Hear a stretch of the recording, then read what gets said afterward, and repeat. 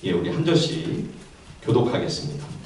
그들이 갈릴리 맞은편 거라사인의 땅에 이르러 예수께서 육지에 내리시되 귀신 들린 자 하나가 예수를 만나니 그 사람은 오래 옷을 입지 아니하여 집에 거하지도 아니하고 무덤 사이에 거하는 자라. 예수를 보고 부르짖으며 그 앞에 엎드려 큰 소리로 불러 이르되 지극히 높으신 하나님의 아들 예수여, 당신이 나와 무슨 상관이 있나이까? 당신께 구하노니 나를 괴롭게 하지 마옵소서 하니, 이는 예수께서 이미 더러운 귀신을 명하사 그 사람에게서 나오라 하셨습니다. 귀신이 가끔 그 사람을 붙잡음으로 그를 쇠사슬과 고랑에 매어 지켰으되 그 맨 것을 끊고 귀신에게 몰려 광야로 나갔더라. 예수께서 내 이름이 무엇이냐 물으신즉 이르되 군대라 하니, 이는 많은 귀신이 들렸습니다. 무적행으로 들어가라 하지 마시기를 간구하더니 마침 그곳에 많은 돼지 떼가 산에서 먹고 있는지라 귀신들이 그 돼지에게로 들어가게 허락하심을 간구하니 이에 허락하시니 귀신들이 그 사람에게서 나와 돼지에게로 들어가니 그 떼가 비탈로 내리다가 호수에 들어가 몰사하거늘 치던 자들이 그 이루어진 일을 보고 도망하여 성내와 마을에 알리니, 사람들이 그 이루어진 일을 보러 나와서 예수께 이르러 귀신 나간 사람이 옷을 입고 정신이 온전하여 예수의 발치에 앉아 있는 것을 보고 두려워하거늘 귀신 들렸던 자가 어떻게 구원받았는지를 본 자들이 그들에게 이르매, 거라사인의 땅 근방 모든 백성이 크게 두려워하여 예수께 떠나가시기를 구하더라. 예수께서 배에 올라 돌아가실새 귀신 나간 사람이 함께 있기를 구하였으나 예수께서 그를 보내시며 이르시되 집으로 돌아가 하나님이 내게 어떻게 큰 일 행하셨는지를 말하라 하시니, 그가 가서 예수께서 자기에게 어떻게 큰 일 행하셨는지를 온 성내에 전파하니라. 아멘. 오늘 본문 8장 앞부분에 지난 수요일 우리가 살펴보았던 씨 뿌리는 비유를 주님이 말씀하시죠.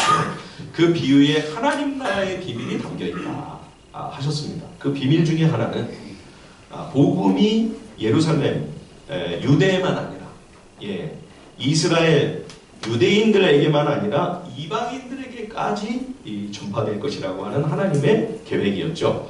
씨 뿌리는 비유를 보면 하나님 나라 생명과 복음을 상징하는 씨앗을 좋은 땅에만 뿌리지 않습니다. 열매가 나올 효율성이나 확률이 별로 기대가 안 되는 바위 위에도 가시밭에도 심지어 길가에도 뿌립니다. 이 작은 씨가 비록 보잘것없어 보이고 평범하고 수수하지만 그러나 그 속에는 하나님 나라 영원한 생명의 복음이 들어있는 거죠. 그래서 이것이 좋은 결실에 이르지 못하도록 말씀을 빼앗아가려고 하는 치열한 싸움이 벌어집니다. 이후 예수님과 제자들의 행보를 보면 이 씨 뿌리는 비유의 말씀 그대로 모든 일이 벌어지는 것을 봅니다. 주님께서 바다 건너 이 갈릴리 바다죠. 아까 그 갈릴리 바다 건너편 거라사로 가자고 하십니다. 거라사는 유대인들의 땅이 아닙니다. 그런데도 주님은 거기에도 복음의 생명의 씨를 뿌리시려고, 유대인이라면 가지 않으려고 하는 그 어둡고 척박한 땅으로 들어가시는 거죠. 근데 그때 예수님이 탄 배가 갑자기 그 갈릴리 바다에 무서운 광풍이 불어닥쳐서 그 예수님과 제자들이 탄 배를 뒤집어 버릴 듯이 엄청난 폭풍우가 이 작은 배를 막 들었다 놨다 하는 거죠. 제자들이 주무시던 예수님을 급히 깨웠습니다. 그러자 주님이 일어나셔서 바람과 바다를 향해 꾸짖으십니다. 여러분, 야단치고 꾸짖는다는 것은 인격적인 존재에게 해당이 되는 거 아니에요? 바람과 바다가 무슨 잘못이 있습니까? 왜 바람과 바다를 혼을 내시죠? 여기 이 꾸짖는다고 하는 말은 복음서에서 일반적으로 주님이 악한 마귀를 꾸짖으실 때 사용되는 단어입니다. 주님은 단지 갈릴리 바다 그 무서운 폭풍우가 아니라 그 배후에서 이 바다와 바람을 조종하여 하나님 나라의 진군을 저지하려고 하는 이방 땅에 하나님 나라 복음의 그 귀한 생명의 씨를 뿌리려고 오시는 예수님의 오시는 길을 한번 막아보겠다고 사력을 다하고 있는 악한 영들을 꾸짖으신 거예요. 그러자 바다가 순식간에 잠잠해지고 주님의 배가 이방 땅에 상륙합니다. 그런데 주님이 그 땅에 발을 딱 디디시니까 한 청년이 즉시 주님 앞에 달려왔습니다. 귀신에게 사로잡혀 있던 젊은이였습니다. 오래 옷도 입지 않고 집에서 정상적인 삶을 살지 못하고 무덤 사이에서 어슬렁거립니다. 악한 영은 하나님과 나의 관계를 끊어놓을 뿐만 아니라 내가 다른 사람들과 평화롭고 올바른 관계를 맺으며 평온히 살아갈 수 없도록 하나님께서 창조하신 고귀한 인생을 철저히 망가뜨리는 거죠. 옷도 입지 않고 집에서 살지도 못하고 무덤 사이에 거한다. 그러니까 정상적인 일상이 불가능한 거죠. 홀로 고립되어서 다른 이들과 소통이나 교류도 완전히 철저하게 막혀버린 채 정말 외롭게 버려진 너무나 가련한 영혼이죠. 29절을 보십시오. 사람들이 하도 난리법석을 하고 막 난동을 부리고 나니까 쇠사슬로 묶어놨습니다. 족쇄를 채워놓기도 했어요. 그거를 다 끊어버리고 뛰쳐나갑니다. 악한 영에게는 엄청난 막강한 능력이 있습니다. 예, 심지어 지금 이 사람을 사로잡고 있는 것은 악한 그 못된 영 하나가 아니죠. 예, 자 30절 한번 같이 한번 읽어보실까요? 누가복음 8장 30절 같이 한번 한 목소리로 읽어보겠습니다. 시작. 예수께서 내 이름이 무엇이냐 물으신즉 이르되 군대라 하니 이는 많은 귀신이 들렸습니다. 예, 군대라고 하는 이 말이 당시 로마 제국 일개 군단 병력을 가리키는 말입니다. 로마 군 일개 군단이면요 병력이 5,000명입니다. 예. 지금 얼마나 많은 악한 영들이 이 한 사람, 이 한 생명, 이 한 영혼을 파괴하겠다고 강력한 힘을 이 한 사람에게 집중시키고 있는가. 그렇죠? 여러분 우리가 마귀에게 적어도 하나는 배울 것이 있습니다. 이렇게 한 마음이 되어 단합을 하고 연합하는 모습이죠. 하나님이 사랑하시는 주께서 소중하고 귀하게 여기시는 이 한 영혼을 멸망시키려고 이렇게 한 뜻이 되어 조금도 분쟁이나 분열이 없이 일사불란하게 그렇게 마음을 합합니다. 여러분 교회도 주님이 바라시고 기뻐하시는 거룩하고 선한 뜻을 이루기 위해 이렇게 마음을 뜨겁게 모아야 되지 않겠습니까? 마귀도 이렇게 하나가 되어 움직이는데 교회가 늘 다투고 공동체가 분열하고 분쟁하고 싸우고만 있다면 여러분 너무너무 부끄러운 거죠. 악한 마귀 자신들의 악한 목적을 이루기 위해 이렇게 단합을 잘하는데 여러분 우리가 주를 위해 주님의 말씀을 쫓아 한마음 한뜻으로 공동체가 하나 되지 못한다면 여러분 그거는 마귀만도 못한 한심스러운 모습인 거죠. 예, 누군가를 향해 좀 원망스럽고 불평하고 싶은 마음이 생긴다면 오늘 이 말씀을 마음속에 다시 한번 새겨보실 수 있기를 바랍니다. 아, 이거는 마귀만도 못한 짓이다. 마귀도 마음이 하나가 되는데 그러면 안 되지. 그렇게 우리가 우리 마음을 다스려야 되는 것이죠. 자, 악한 영이 강력한 힘과 간교한 지혜를 가지고 이렇게 심지어 하나가 되어서 막강한 파워를 결집할지라도 그러나 우리는 두려워할 필요가 없습니다. 그것은 아무리 일개 군단 마귀가 아니라요. 수백 수천만 군단의 악한 영이 하나가 되어 달려든다 해도 이들은 예수님 한 분을 당해낼 수가 없기 때문입니다. 예수님께서 이미 그 사람에게서 나가라 엄중하게 벌써 명령하셨어요. 그러면 더 이상 이 마귀가 버틸 도리가 없습니다. 심지어 지금 예수님이 혹시 자기들을 무적행으로 들어가라 하실까봐 벌벌 떨고 있죠. 예, 이 무적행은 마지막 역사의 최종적인 심판의 때에 하나님께서 이 모든 악한 영들을 다 가둬놓으신 영원한 사탄의 이 심판과 멸망의 자리입니다. 이 무적행을 뜻하는 이 헬라어 아비소스, 이 끝없는 심연을 뜻하는 말입니다. 예, 하나님께서 무적행 그 뚜껑을 딱 열고 이 마귀들을 전부 다 던져 넣으신 다음에 딱 닫아 잠가 버리시면 계속 떨어지는 거예요. 절대 나오지 못합니다. 예, 악한 영은 예수님이 누구신지를 정확히 알고 있었습니다. 아직 제자들조차 예수님이 누구인지를 잘 몰라요. 바람과 바다를 잔잔케 하시니까 아니 도대체 이분이 누구길래 바람과 바다도 그 명령에 순종하나 그러면서 지금 왔잖아요. 그렇죠? 마귀는 분명히 알고 있습니다. 지극히 높으신 하나님의 아들 예수요. 나와 당신이 무슨 상관이 있습니까? 간청합니다. 우리를 제발 괴롭히지 마소서. 최고의 지혜와 지식과 가장 강력한 힘을 가진 영적 존재인 사탄이 예수님 앞에 사시나무 떨듯이 어쩔 줄을 모르고 있어요. 여러분, 우리가 주님을 믿고 의지하며 섬길 때에 우리 주의 자녀들이 두려워할 필요가 없는 이유가 바로 여기에 있습니다. 네, 여러분, 누가복음을 비롯한 복음서를 보면 이 악한 영들을 일컬어 언제나 더러운 귀신이라고 말씀하고 있죠. 여러분, 왜 악한 영을 더럽다, 부정하다 라고 말할까요? 사탄이라고 하는 이름의 뜻은 이 대적자라는 말입니다. 대적자. 하나님을 거역하고 반역하고 하나님의 선하신 뜻을 거스르는 악한 영적 존재라는 것이죠. 하나님의 선하신 계획을 회방합니다.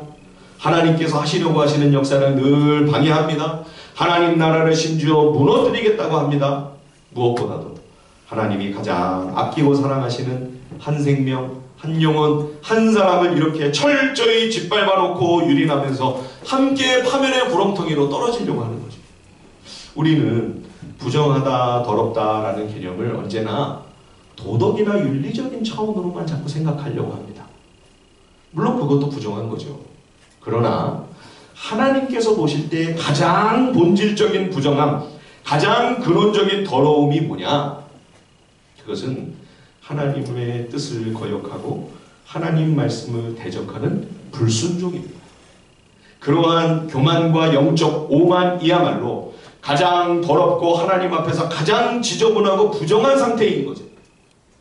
바리새인, 율법사, 서기관 등을 비롯한 유대 지도자들이 자신들은 외적인 그 규정들을, 종교 규정들을 열심히 잘 지키고 있다면서 스스로를 가장 경건하고 거룩하고 깨끗한 자들이라고 자부했습니다. 그러면서 저 이방인과 세리들은 가장 부정하고 더러운 자들이니 상종조차 않은 것이죠. 하지만 예수님은 자기를 무가치한 죄인으로 여기며 하나님의 은혜를 간절히 열망한 죄인들을 만나주시고 그들에게 생명과 복음을 나눠주셨습니다. 인간의 허접한 누더기에 불과한 그 의를 내세우고 자랑하며 하나님의 은혜를 필요로 하지 않았던 종교입니다. 예, 스스로 하나님의 자리에 앉아 하나님의 거룩하고 선한 뜻을 거역하며 하나님 말씀의 그 진정한 의미와 율법 정신을 저버리고 살던 그들이야말로 실은 가장 더럽고 제일 부정한 죄인이었죠. 그럼에도 불구하고 그 종교 지도자들은 자신이 하나님 앞에서 어떤 존재이며 스스로의 현재가 어떤 영적 실상인지를 전혀 볼 수가 없었습니다. 악한 영들이 그들의 영적인 눈을 가려 스스로를, 자신을 볼 수 없게 만들어버린 거죠. 여러분, 사단의 가장 사악하고 간악한 술책과 속임수가 바로 그것입니다. 내 눈에 들보를 보지 못하게 하는 것. 내 스스로를 말씀 앞에서 깊이 성찰하지 못하고 다른 사람들만 손가락질하게 만드는 것. 이것이 사단의 가장 큰 속임수입니다.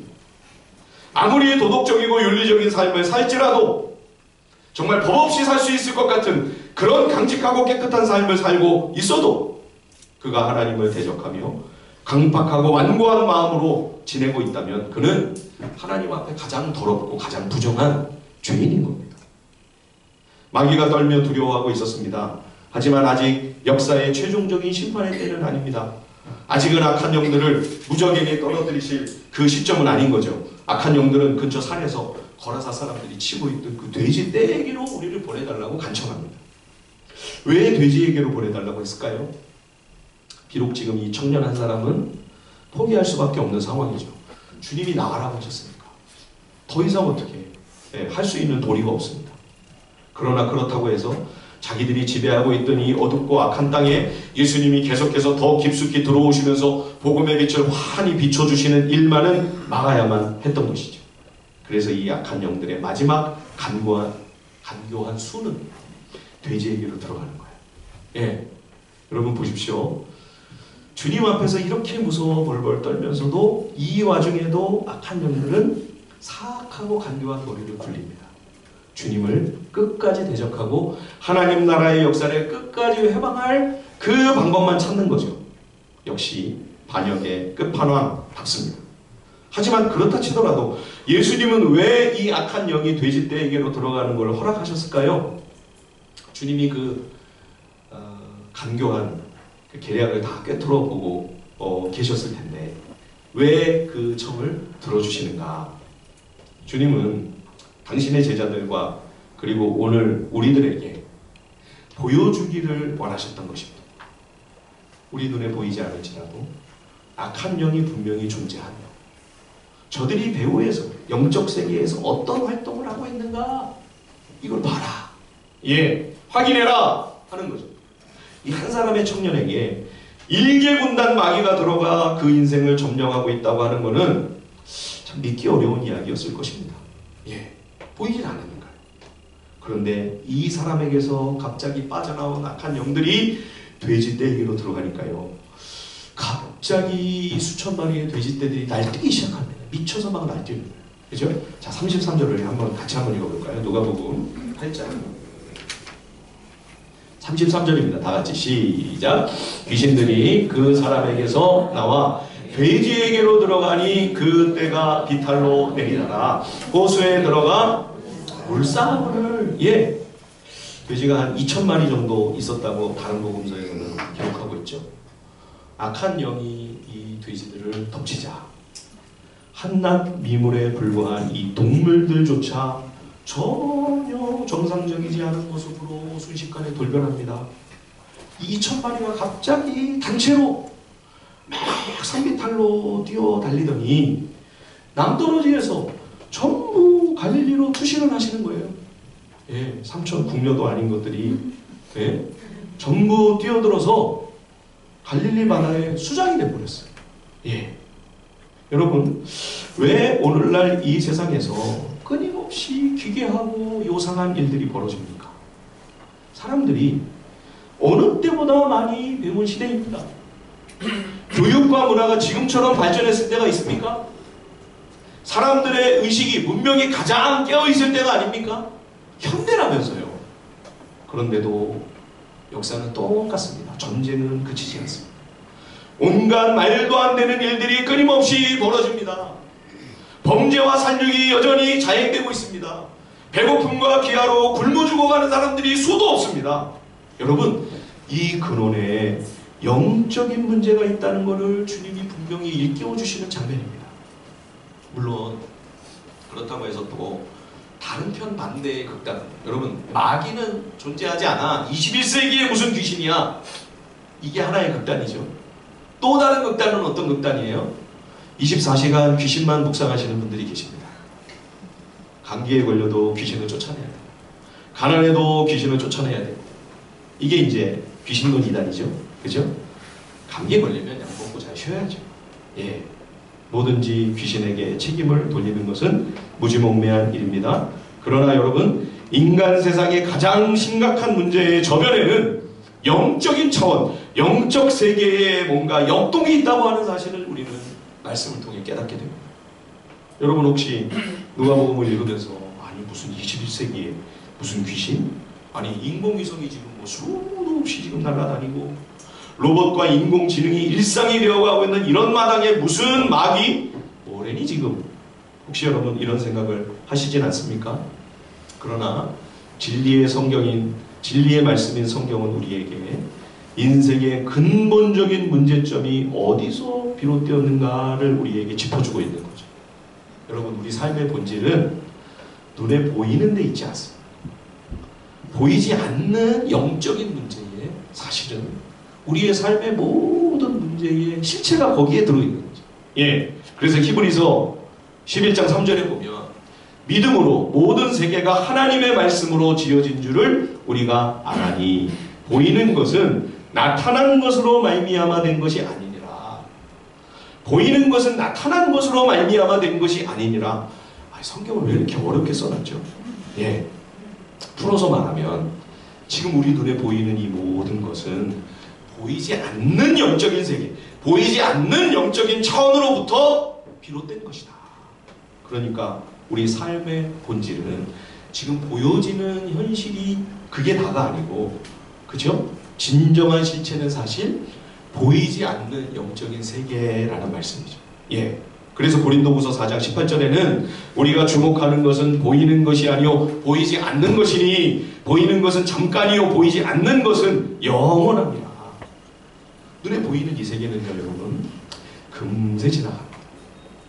금방 다 사라집니다. 그러나 눈에 보이지 않는 하나님의 세계 영원합니다. 하나님의 나라는 결코 무너지지 않습니다. 그것이 영적인 실체요. 그것이 진정한 본체라는 거죠. 그게 진짜인 거예요. 우리가 흔히 영성이 있다. 아, 영성이 참 깊고 영성이 뛰어나다. 이게 무슨 말일까요, 여러분? 뭐가 진짜고 뭐가 가짜인지를 판단할 수 있는 영적 분별력이 있다는 말입니다. 그게 영성입니다. 영성이 깊고 고매할수록 참된 것과 그렇지 않은 것을 분별합니다. 무엇이 진짜 실체이고 무엇이 그렇지 않은 것인가? 어떤 것이 사실은 별것이 아니고 정말 내 인생에 있어 가장 귀한 것이고 내 생명과 내 목숨까지도 걸 수 있는 것인가? 여러분 이것을 판단하고 분별할 수 있는 것 이게 영성이에요. 그 사람이 영성 있는 사람입니다. 예수님께서 회당장 야이로의 집에 들어가셔서 그의 12살 된 외동딸 이미 세상을 떠난 상황이었죠. 그럼에도 주님은 죽은 것이 아니다. 두려워하지 말고 믿기만 해라. 그러면 딸이 구원을 얻는다. 그러나 사람들은 아이가 사망한 걸 분명히 확인했습니다. 그러니까 아이가 죽은 것이 아니라 잔다고 주님이 말씀하시니까 다 비웃었죠. 주님이 들어가셔서 아이야 일어나라 하시니까 거기 성경에 뭐라고 되어 있죠? 그 영혼이 돌아왔다. 영이 돌아오니까 이 소녀가 일어나서 앉고 주님이 이 아이에게 먹을 걸 줘라 그러시죠. 여러분 잘 보십시오. 죽음이 뭡니까?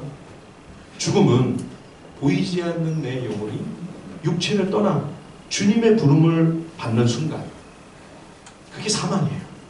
예, 여러분 영혼이 육신을 떠나면 이 육체가 아무리 지금 젊고 튼튼하고 강건하고 훌륭하고 아름다워도 여러분 내 영혼이 떠나는 순간 내 육신, 내 육체는 아무 의미가 없어요.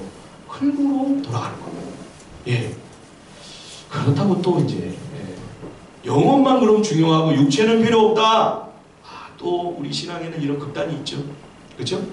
그러면서 건강관리도 하지 않고 건강을 안 돌보고 몸을 학대하고 금욕을 하고 영성만 중요해. 여러분 이것도 성경적이지 않습니다. 주님이 주신 귀한 몸이니까 잘 살피고 잘 관리해야죠. 운동도 하고 그죠?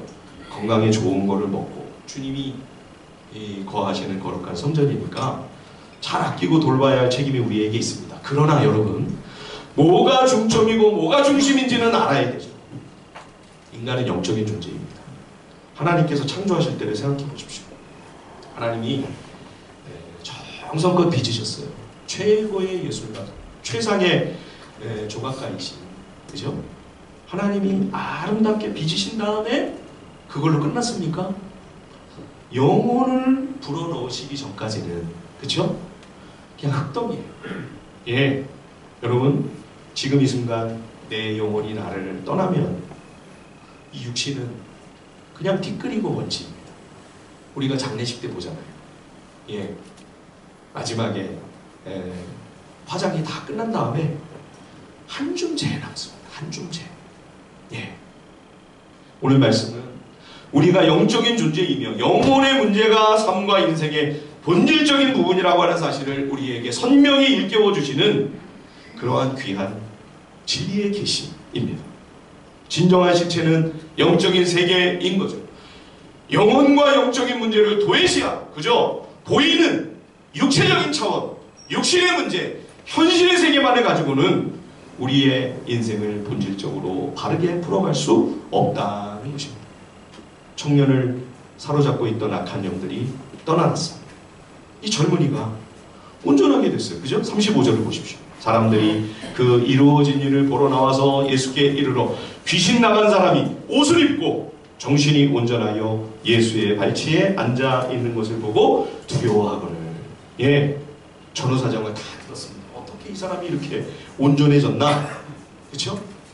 그 되어진 모든 일들을 목격자로 하여금 다 자세히 전후 사정을 전해들은 이 동네 사람들은 놀랍게도 예수님을 쫓아냅니다.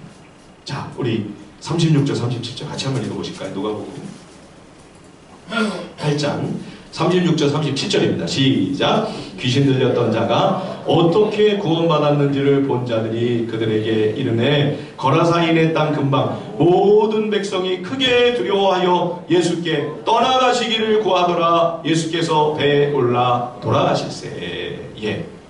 왜 악한 영들이 자기들을 돼지에게로 보내달라고 했는지 아시겠죠? 예, 이걸 노린 겁니다. 근데 거라사 사람들은 주님이 행하신 이 놀라운 일을 보고서도 어찌 이렇게 예수님을 급히 쫓아내는가? 잃어버린 그 돼지들이 너무 아까워가지고, 그렇죠? 혹시라도 더 큰 손해나 손실을 입을까 두려워서 이분을, 이 위험한 분을 빨리 쫓아보내야 되겠다. 그들의 지경에서 속히 몰아냅니다. 이 사람들에게는 한 청년의 생명, 이 한 인생의 그 소중함과 고귀함보다 당장 눈앞의 이익과 돈이 더 큰 가치가 있었던 거죠. 그러면 여러분, 악한 영에게 사로잡혀 있는 것은 이 청년 한 사람만이 아니었던 거죠. 예, 이 젊은이는 이제 해방이 되었습니다. 자유케 되었어요. 그러나 이 지역 사람들은 멀쩡해 보였지만, 그러나 세상 욕심과 탐욕에 눈이 어두워 무엇이 정말 인생에 있어서 가장 귀하고 소중한 가치가 있는 것인지를 전혀 분별하지 못합니다. 악한 영이 우상 숭배적인 이 땅의 탐심과 욕망으로 그 눈을 완전히 가려놓았던 거죠. 그래서 여러분, 많은 사람들이 심지어 교회를 다니는 교인이라고 하면서도 보이지 않는 영적 세계가 실체요 본질임에도 그런 것은 다 무시하고 외면해버리고 보이는 이 세상 것에만 목을 메고 사는 거죠. 세상 사람들처럼, 안 믿는 사람들처럼. 여러분, 진정한 신앙이 무엇입니까? 영적인 세계를 볼 수 있는 영안이 열리는 것입니다. 바울이 바리새인 사울이었을 때 자기가 제일 열심히 하나님을 가장 열정적으로 잘 믿고 있는 아주 제일 깨끗하고 거룩하고 경건한 그러한 신앙인이라고 그렇게 스스로를 자부했습니다. 근데 빛 가운데 찾아오신 부활하신 예수님을 그가 만났을 때 즉시 시력을 상실하죠. 예, 그가 실은 영적 소경이었음을 일깨워주는 충격적인 순간이죠. 나중에 이제 아나니아가 그를 안수하며 기도를 해줄 때 그의 눈에서 마치 생선 비늘 같은 것이 벗겨져 나가고 그가 비로소 보게 됩니다. 단지 시력이 회복된 게 아니고요, 영적인 눈이 비로소 열린 것이죠. 예, 여러분, 우리도 우리 눈에서 비늘이 벗겨져야 돼요. 바울처럼 똑같이 그렇게 생선 비늘 같은 거 꼭 나와야 된다, 그런 얘기가 아닙니다. 예, 철저히 내 눈앞에 보이는 것만 바라보며 살아가고 있다면 그것이 가장 중요한 가치이고 그것이 최고의 우리에게 있어서 소중하고 가장 그것이 귀한 것이라면, 여러분, 내 영적인 눈을 가리고 있는 그 사단의 비늘 같은 것이 벗겨져 나가고 보이지 않는 영적인 세계를 볼 수 있어야 되는 거죠. 그것이 영성의 출발점이에요. 예, 그래야 하나님이 가장 귀하게 보시는 것을 나도 가장 소중히 여길 수 있는 거죠. 예, 수억 원의 가치보다 이 한 사람, 이 한 생명, 이 한 영혼이 더 중요하다고 여기시는 그 하나님의 마음을 깊이 동감하며 헤아리는 거, 그게 영성이죠. 예, 마지막 38절, 39절 다 함께 한번 읽어보겠습니다. 누가복음 8장 38절과 39절입니다. 시작! 귀신 나간 사람이 함께 있기를 구하였으나 예수께서 그를 보내시며 이르시되 집으로 돌아가 하나님이 내게 어떻게 큰 일 행하셨는지를 말하라 하시니 그가 가서 예수께서 자기에게 어떻게 큰 일 행하셨는지를 온 성내에 전파하니라. 아멘. 우리는 주님의 뒤를 따르면서 주를 위해 뭔가 혁혁한 크고 대단한 일들을 해야 그게 대단한 믿음이고 그게 대단한 영성이라고 생각을 하는 경향이 있습니다. 하지만 주님의 부르심의 영역은 저마다 다르죠. 그 양상은 매우 다양합니다. 비록 우리들이 대부분 그런 것처럼 소소하고 뭐 특별할 것도 없는 소박한 평범한 일상의 삶을 살아가는 그 자리를 지키고 있을지라도 거기서 내 곁에 있는 누군가에게 하나님께서 나에게 얼마나 큰 사랑과 은혜를 베푸셨는가를 담담히 증언하며 그 하나님의 사랑과 은혜와 하나님의 선하심과 하나님의 아름다우심을 우리가 보여주고 나타낸다면 이 사람이 가장 훌륭한 영성의 사람이 아니겠습니까? 그런 내 목소리를 사람들이 귀 기울이도록 본이 되는 삶을 살려고 애를 쓰고 내가 주님에 관하여 이야기를 할 때 사람들이 나를 신뢰해야만 내 말을 들어줄 거 아니겠어요? 그래서 내가 전하는 복음에 그들이 관심 가질 수 있도록 그리스도를 닮은 선한 삶을 살기 위해 안간힘을 다하고 아등바등하고 있다면 그가 가장 주님 보실 때 거룩한 사람이요 고매한 영성의 소유자가 아니겠습니까? 하나님께서 내 어두운 눈을 열어주시기를 간절히 소망합니다. 그래서 보이지 않는 영적 세계가 얼마나 실은 이것이 중요한 실체이며 본질임을 깨닫게 하셨습니다. 우리 눈에 살아계신 하나님이 보이고 하나님의 손길을 느낄 수 있는 그런 영안이 열려서 주님이 가장 귀하게 가치 있게 여기시는 것을 나도 제일 소중하게 여기고 주님이 사랑하며 아끼시는 그것을 나도 제일 귀히 여길 수 있는 그런 참된 영성의 사람들이 다 되실 수 있기를 주님의 이름으로 축원드립니다. 우리 시간에 함께 찬양하고요. 주님 앞에 우리 한 두 가지 기도 제목을 가지고